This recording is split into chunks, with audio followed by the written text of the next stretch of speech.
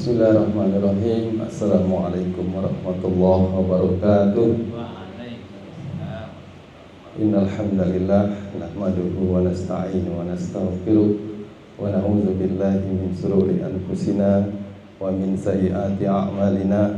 May yahdihillahu fala mudhillalah wa may yudlil fala hadiyalah.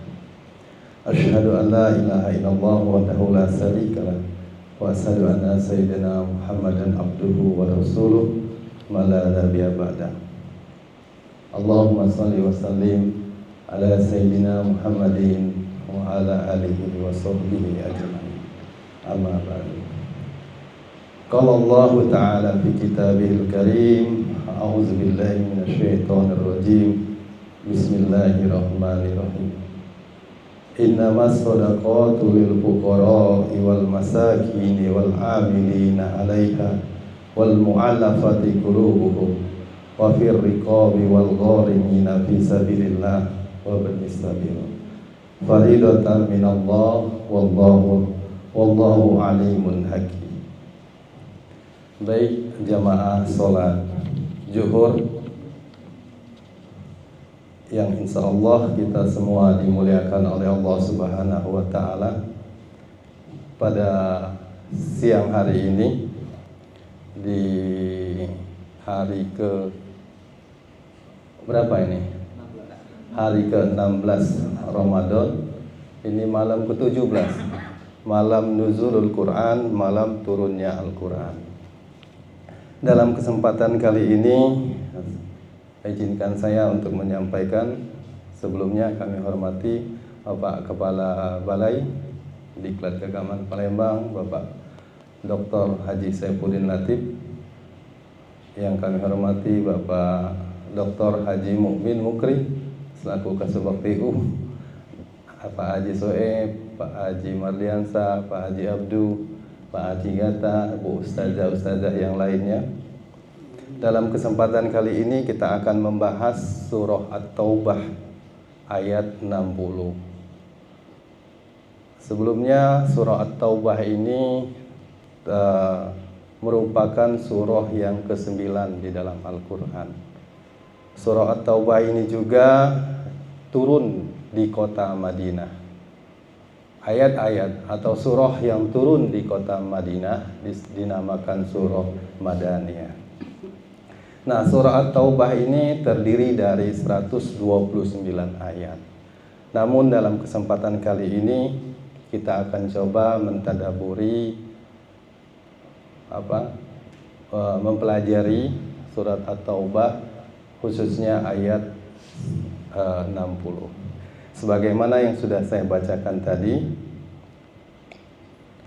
innamas shadaqatu lil fuqara'i wal masakin wal 'amilina 'alaiha wal mu'allafati qulubuhum wa fir riqabi wal gharimina fi sabilillah wa ibnis sabil. Faridatan minallah wallahu alimun hakim.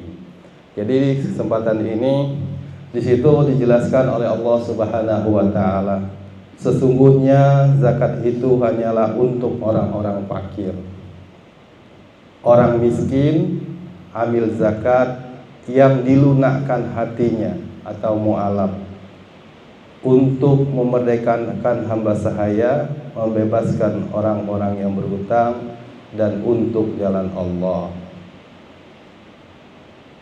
dan untuk orang-orang yang sedang dalam perjalanan, sebagaimana kewajiban dari Allah. Allah Maha mengetahui lagi Maha bijaksana. Jadi dalil ini merupakan perintah Allah kepada kita untuk menunaikan zakat. Nah, zakat di sini mungkin dalam hadis-hadis yang lain, dalam kitab-kitab yang lain, ini hanya ditujukan 8 asnaf ini untuk zakat mal. Namun kalau saya baca di dalam kitab Islam Mu'adilatuhu karangan Syekh Wahbah Az-Zuhaili, saya lupa halamannya, itu dalam ayat ini 8 asnaf ini, penerima zakat ini tidak hanya untuk zakat mal, tetapi juga untuk zakat fitrah. Nah ini ditujukan hanya untuk tidak hanya untuk zakat mal, tapi untuk zakat fitrah. Nah, di situ lapangan 8 asnaf di situ. Yang pertama yaitu untuk orang-orang yang fakir. Untuk orang-orang yang fakir di sini, kalau dijelaskan dalam kitab fikih itu, seandainya orang tersebut dikatakan fakir apabila dia tidak memiliki pekerjaan. Pertama, tidak memiliki harta. Yang berikutnya apa?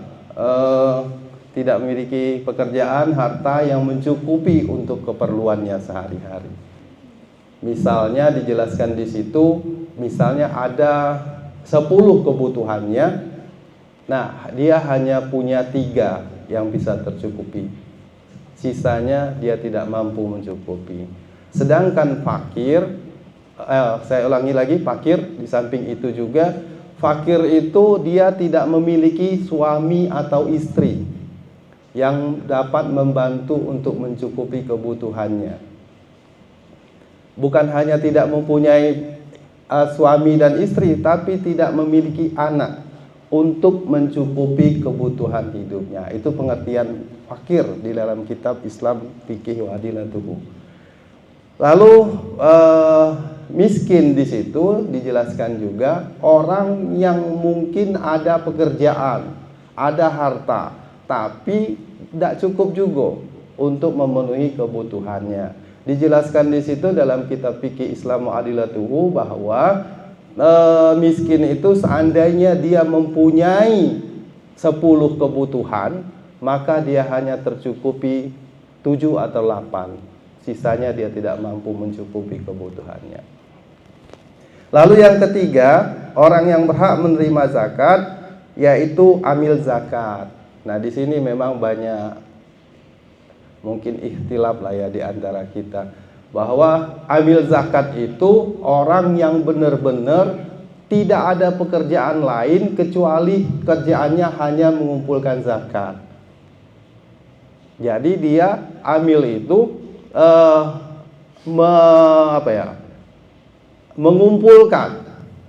mengumpulkan zakat, bukan hanya nunggu duduk dalam masjid, bukan hanya itu, tapi dia ke rumah-rumah seharusnya mengumpulkan zakat, dan dia menghitung berapa zakat yang dikeluarkan oleh masing-masing. Nah, jadi di situ. Nah, sedangkan amil zakat kita di sini ya sambilan dia mempunyai pekerjaan lain dan sebagainya. Nah, ini yang dikatakan berhak menerima zakat. Lalu yang keempat yaitu orang-orang yang dilunakkan hatinya atau mu'alaf. Jadi ini juga ada perbedaan antara ulama bahwa mu'alaf itu orang-orang yang keislamannya lemah. Dengan dibantunya zakat itu, insya Allah dapat menambah motivasi dan keimanannya dalam beragama Islam. Adapun ada juga yang menafsirkan bahwa mu'alaf yang dilunakkan hatinya itu tidak hanya Islam, tetapi orang-orang yang belum Islam sekalipun yang sudah lunak hatinya cenderung kepada Islam, membantu perjuangan-perjuangan Islam, itu juga dikatakan mu'alaf. Mu'alafati qulubuhum, orang-orang yang dilunakkan hatinya. Misalnya dia senang dengan perjuangan-perjuangan umat Islam, dia membantu perjuangan-perjuangan umat Islam meskipun dia belum mengucapkan syahadat, belum Islam. Jadi ada dua begitu tafsirnya. Lalu yang berikutnya, yang kelima, yaitu untuk membebaskan orang-orang yang berutang. Nah, ini kadang di masyarakat juga terjadi pertanyaan besar di masyarakat. Orang-orang yang berutang di sini orang yang mana? Apakah punya utang mobil, kredit mobil, atau kredit rumah, atau kredit-kredit yang lain? Nah, yang di sini dimaksudkan oleh ulama-ulama kita, orang yang berhutang itu yaitu orang yang terlilit hutang yang wajib dibantu, yang diberikan zakat, yaitu orang-orang yang misalnya ya hutang-hutangnya itu untuk fisabilillah, untuk di jalan Allah. Misalnya membangun madrasah, masjid dan sebagainya. Misalnya ada juga keperluan masjid, itu sering dibantu. Setahun entah sebulan 1 miliar dibantu. Nah, orang seperti ini misalnya jatuh bangkrut, nah orang ini berhak mendapatkan zakat. Bukan hutang karena untuk keperluan pribadi, bukan hutang untuk keperluan yang di luar selain jalan Allah. Lalu yang berikutnya, di situ dijelaskan juga orang-orang yang berhak menerima zakat, yaitu orang-orang yang berjuang di jalan Allah. Orang-orang yang berjuang di jalan Allah, misalnya apa ya? Berjuang di jalan Allah itu. Yang berjuang di jalan Allah itu apa misalnya Bapak Ibu? Guru-guru ngaji itu bisa enggak? Marbot dan sebagainya. Guru-guru ngaji ya, misalnya bisa diberikan zakat. Tapi ingat, guru-guru jadi yang ke-88-nya itu ya, itu berhak menerima zakat.